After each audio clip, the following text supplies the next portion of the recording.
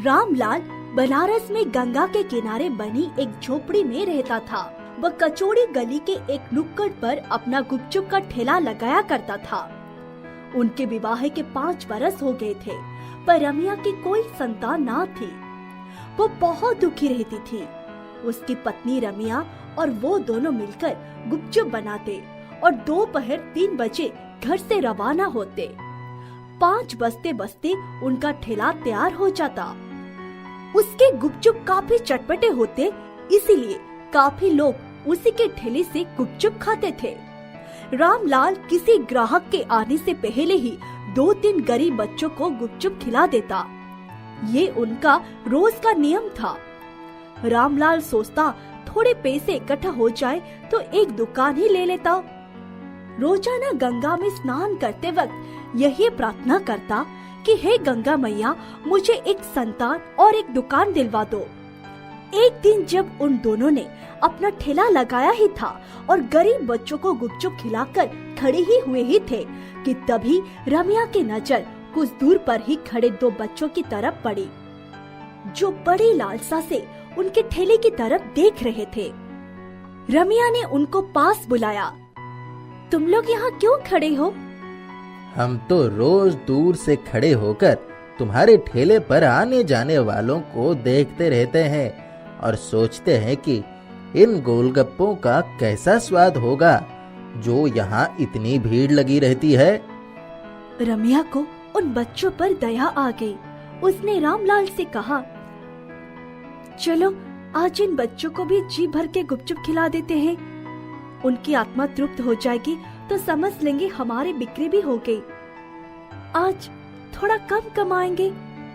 रामलाल ने मुस्कुराते हुए उन बच्चों को एक एक दोना पकड़ा दिया और गुपचुप खिलाने लगा।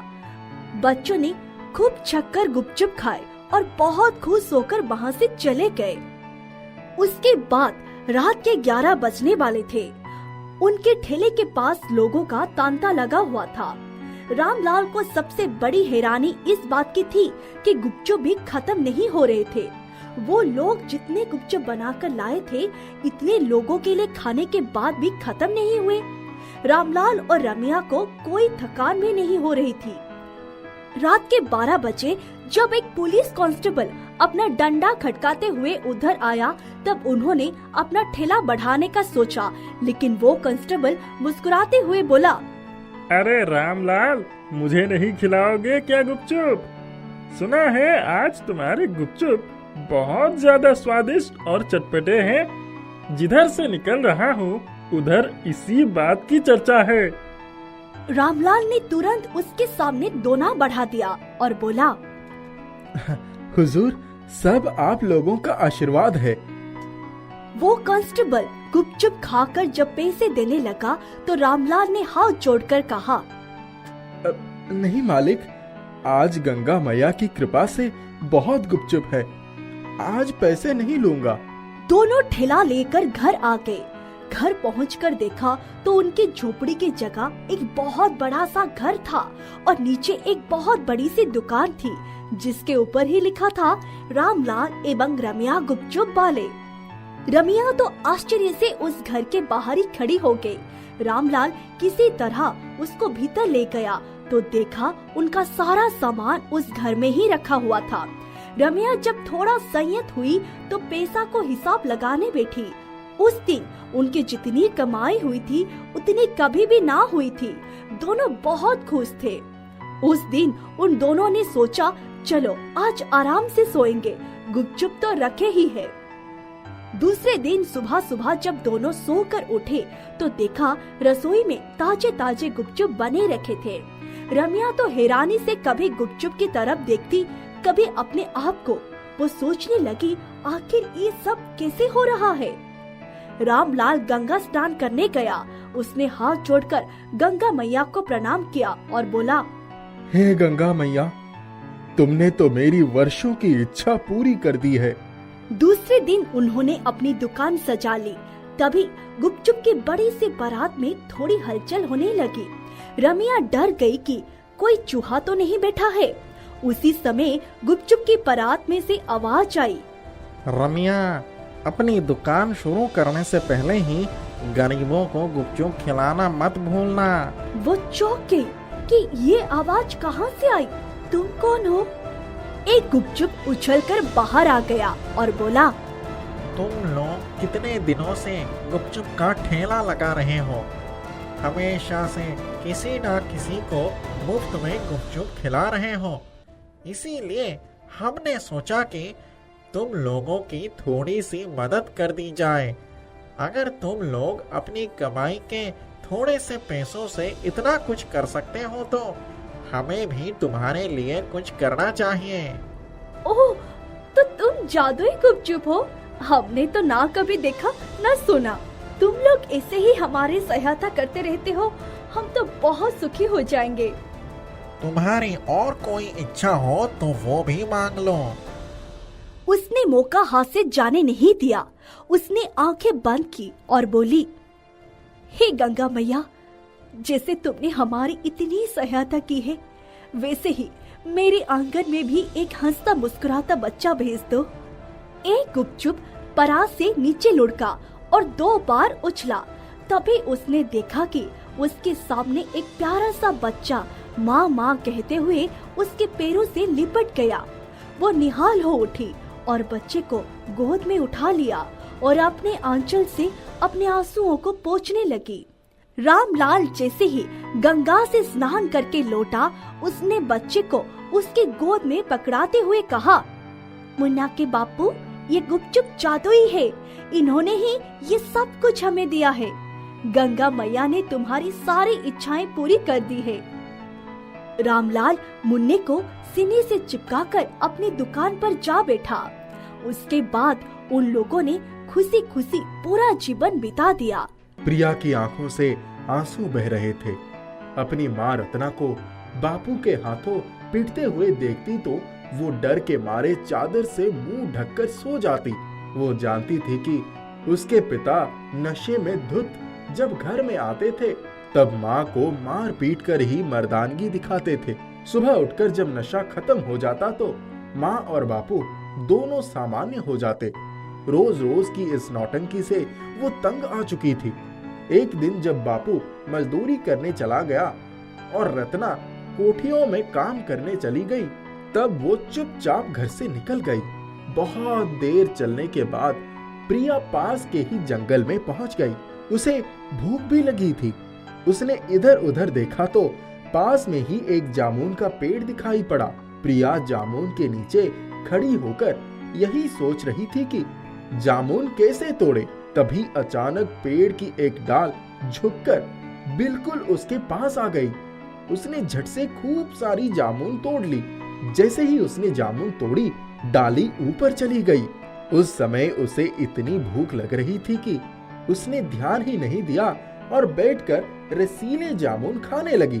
जामुन खाकर थोड़ी सी जामुन माँ के लिए भी रख लिया। जब घर पहुंची तो रत्ना उसको ढूंढ रही थी। उसने रत्ना के सामने जामुन रख दिया और बोली, माँ, ये जामुन खाकर देख, बहुत ही रसीले हैं। उसकी माँ ने जामुन खा लिया और बीज आंगन में फेंक दिया। फिर अपने काम में चली गई।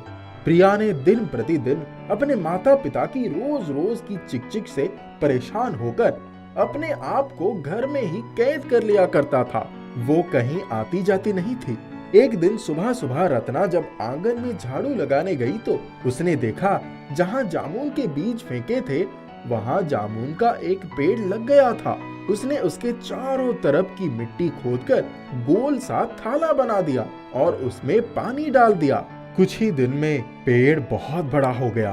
प्रिया ने एक दिन देखा कि पेड़ पूरा काली काली जामुनों से लग गया। वो दौड़कर जैसे ही आंगन में गई, उस पेड़ की डालियां झुककर उसके पास आ गई। उसने जामुन तोड़ी और एक टोकरी में रख दिया। उसने सारी जामुन धोकर एक बड़े से कटोरे में रख दिया। थोड़ी सी जामुन लेकर अपने बिस्तर पर बैठ गई और खाने लगी। जामुन बहुत ही रसीली और स्वादिष्ट थी। प्रिया ने जैसे ही बापू की आने की आहट सुनी, अपने बिस्तर पर चादर से मुंह ढक कर लेट गई। जब उसके बापू आए तो उन्होंने कटोरी में रखी जामुन देखते ही उठाकर खा लिया। प्रिया उस दिन इंतजार करती रही कि अब बापू माँ की पिटाई करेंगे। लेकिन उसको बहुत आश्चर्य हुआ जब बापू चुपचाप खाना खाकर सोने चले गए। वो चुपचाप उठकर आई तो देखा बापू ने सारी जामुन खत्म कर दी थी और उसके बीज वहीं पड़े थे। वो बड़ी हैरानी से बीज उठाकर देखने लगी। वो रात में ही आंगन में गई और पेड़ के नीचे जाकर सोचने लगी, कहीं ये जामुन जादुई तो नहीं है जिसको खाकर उसकी बापू आज गुस्सा नहीं हुए। अचानक उसके जहन में पीछे की सारी घटनाएं क्रमश उभरने लगी। जब वो जंगल में गई थी तब भी पेड़ की डाली अपनी आप झुक गई थी और कल भी ठीक वैसा ही हुआ। आंगन में लगे पेड़ में इतने जल्दी फल लग गए। वहीं खड़े खड़े उसने पेड़ को सहलाया और बोली, जामुन, क्या सचमुच तुम जादुई हो? पेड़ से आवाज आई, हाँ प्रिया, तुमने ठीक समझा, मैं जादुई जामुन हूँ। तुम अपने बापू को रोज जामुन खिलाया करो तो उनका अनायास आने वाला गुस्सा भी खत्म हो जाएगा और उनकी नशे की आदत भी धीरे धीरे छूट जाएगी। प्रिया ने उसी वक्त जाकर माँ को सारी बातें बताई।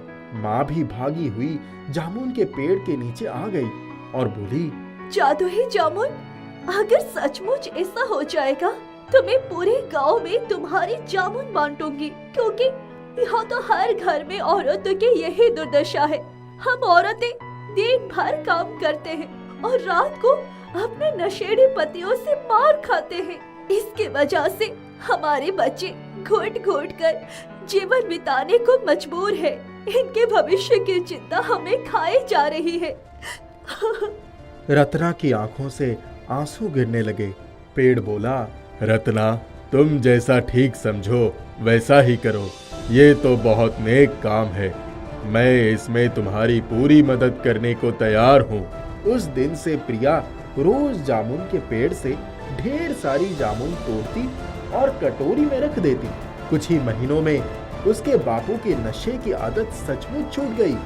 अब उनके घर में हमेशा खुशी का माहौल रहता। प्रिया भी खुश रहने लगी थी। एक दिन रत्ना ने प्रिया से कहा, प्रिया, आज बगल वाले घर में भी जामुन दे आओ। काकी से कहना वंशी काका को जरूर खिला दे।